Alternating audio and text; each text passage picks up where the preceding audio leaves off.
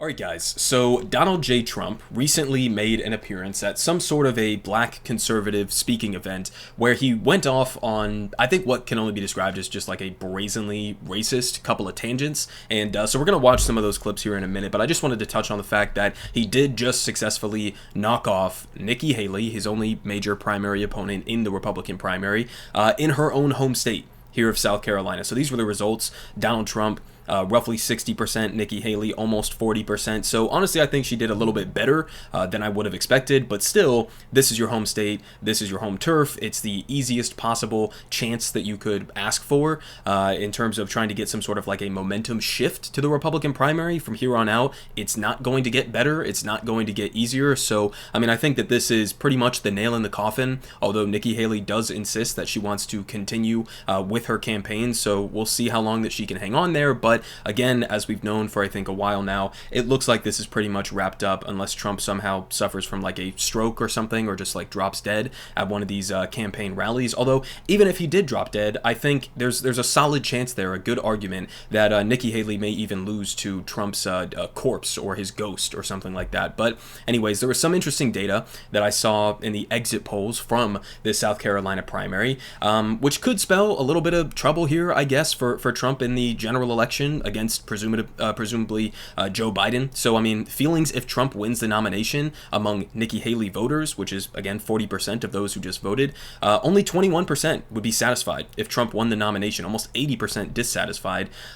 Trump fit for presidency if he's convicted of a crime in one of the numerous different indictments and like over 90 plus charges that he's currently facing. Only 15% said that he would be fit for presidency. And, you know, a couple other ones here, like who's mentally fit to serve. Overwhelmingly, they said Nikki Haley. Only 4% said Donald Trump was fit to serve, but I guess 18% said that both of them were fit. So around like 22% think Trump is fit to serve. So, you know, take that with what you will. I mean, you know, also you have to keep in mind that a lot of these Nikki Haley voters in this primary weren't like diehard Republicans. There were a lot of independents that were voting in this as well. So maybe this data is skewed a little bit. But anyways, I mean, it shows you a little bit of the weaknesses of Trump, given the fact that he is inevitably likely going to be the Republican candidate. But now I want to get to this amazing press conference that he gave here. So this is at, I guess, the Black Conservative Federation conference here that he was speaking at. And I can't even tee this up. Let's just go ahead and watch this first clip here. Good. These lights are so bright in my eyes that I can't see too many people out there. But I can only see the black ones. I can't see any white ones, you see? That's how far I've come. That's how far I've come. That's a long way, isn't it? These lights. We've come a long way together. Lynn Patton. Okay, so what? Huh? The lights are too bright, so you can only see the black people in the crowd. Yeah. I mean, I think that kind of just speaks for itself. I don't really know how much I could add about that. Although it is kind of interesting how, like, right after that, he says we've come a long way, right? Look at how far we've come. Is he trying to insinuate that, like, he used to be super racist or something, and that he would only see white people, he wouldn't see black people, but now he's come a long way and has progressed and all of this and that, and so now he's only seeing black people? Is that kind of what he was saying there? Maybe I'm looking a little bit too deep into this, but it only gets worse from there. So we got a couple more here. Trump claims that the black community embraced him because he has been indicted on criminal charges. Okay, bold strategy here. Let's go ahead and listen. The mugshot, we've all seen the mugshot. And you know who embraced it more than anybody else? The black population. It's incredible. You see black people walking around with my mugshot. You know, they do shirts and they sell them for $19 a piece. It's pretty amazing. Okay, just gonna go ahead and tack this other one on here because this was in the same exact line on, the mugshot there, but this is on the indictments, I believe. And then I got indicted a second time, and a third time, and a fourth time. And a lot of people said that that's why the black people like me, because they have been hurt so badly and discriminated against. And they actually viewed me as I'm being discriminated against. It's been pretty amazing, but it... And okay, So, first off, I mean, I think that he's largely just pulling this out of his ass. I mean, what percentage of the black American population sympathizes with Trump because he's facing criminal indictments over things that are completely unrelated to, like, racial discrimination? I mean, that's kind of an interesting way to give an analysis when you're, facing indictments for, like, taking classified documents and storing them in the bathroom of Mar-a-Lago and potentially leaking them to foreign governments or whatever. And, you're indicted because you tried to overturn the last election, and associated things like that with over 95 criminal charges. I mean, it's not like you got stopped by the police and got racially profiled and then thrown in a jail cell. I mean, that's not exactly how all of this went out. And so I think that he's, again, just largely pulling a lot of this out of his ass. But I mean, the underlying reality here is, like, it's just straight up racism that he's trying to spin as if it's like a positive, like it's racism, but he doesn't even necessarily realize that he's being racist. Like, he's trying to say it as a selling pitch, I guess.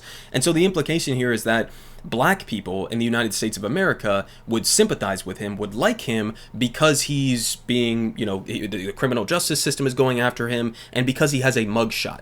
Right? Because black people in this country, in his view, just love mugshots and they love indictments because that's what black people like to do, I guess, is go and get mugshots.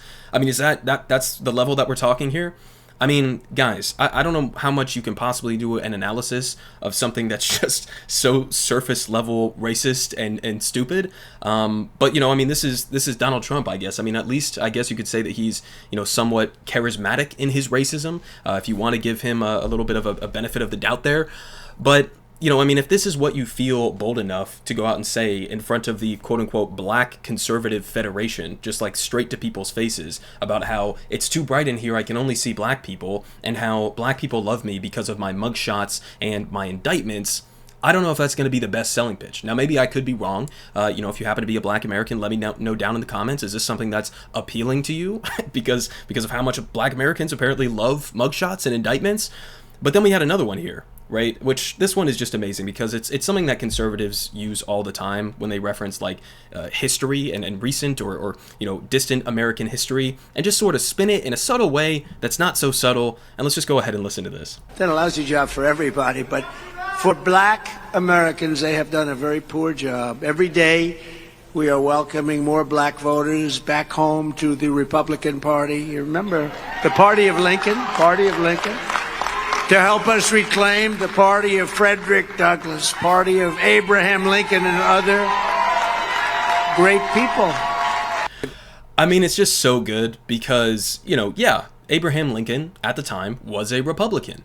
But that was before there was this massive shift with the Southern strategy to where the conservative, the reactionary, the much more aggressively like pro-segregation aspect of U.S. politics, became the embodiment of the Republican Party. And then afterwards you have, Richard Nixon and Ronald Reagan, who pushed forward with, I think inherently racist policies like the war on drugs, which even the Nixon administration, officials came out later and openly admitted was to go after the black community, for example, and the anti-war protesters and everything like that. So, I mean, just to ignore like anything that happened after Lincoln, like, yes, he was a Republican at the time, but just to ignore the party switch that happened in the decades and decades and decades and decades after that is, it's pretty amazing, right? How bold that strategy is, especially when you consider like, where are conservatives the most dominant in the country? It's predominantly like in the South, right? In states like wherever, Louisiana and Alabama and Tennessee and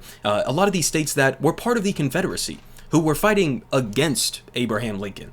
Right? I mean, I'm not saying anything radical or new here, but believe it or not, I think most of the people in this country who would drape a Confederate flag around themselves and go to a political event tend to be on the right-wing side of the spectrum. Right?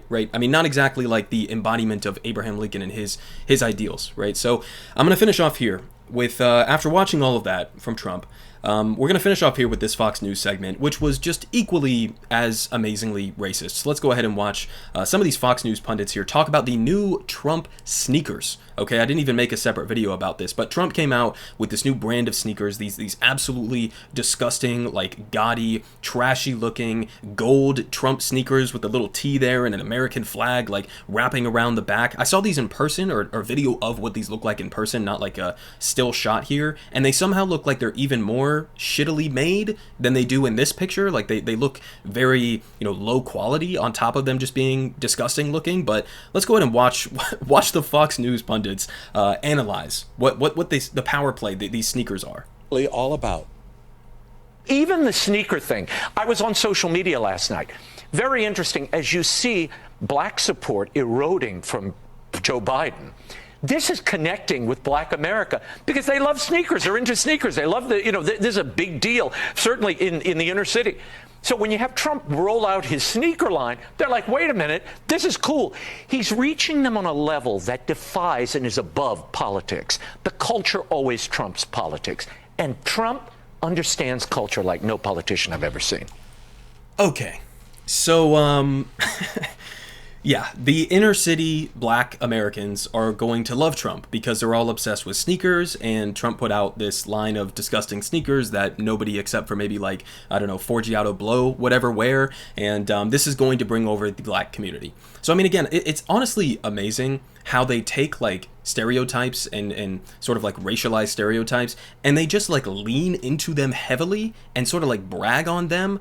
I mean, I can't even think of a comparison here, guys. It would be like if Trump came out and instead of selling Trump steaks, he comes out with Trump chicken wings and then says the black community, they all love fried chicken. They would all love that, right? And that's his selling pitch. I mean, I'm surprised they haven't gone to that level of just racial stereotypes within these kinds of, commentary analyses and political campaign speeches. I mean, it's just amazing here. Now, listen, Joe Biden's support amongst the black community has been trailing off significantly, especially over the last couple of months. Now, that's for a ton of different reasons. Many of those people aren't just going from Joe Biden to Donald Trump. Many of them are actually thinking about voting for third-party candidates like Cornel West or RFK Jr. or a few other ones as well. So to just say, Joe Biden is failing the black community, which, yes, to a large extent he is, and therefore everybody's going to vote for Trump. No, I don't think that that's how this calculation is going to end up going. Now, on the flip side again, if Joe Biden does lose, which it looks like he's going to right now, a significant portion of the black vote that helped him to win in 2020, then yeah, that could have an impact, and that could allow Trump to win the 2024 election. So, I mean, there's a couple different things that are at play here, but I think what's not at play, and this might be a bold take here, guys, is that these Trump sneakers, combined with, the selling pitch that they're the party of Abraham Lincoln, combined with the selling pitch that black people love mugshots and indictments, I can't say that that's going to be a convincing strategy that's going to successfully bring over a lot of the black American vote for Donald Trump.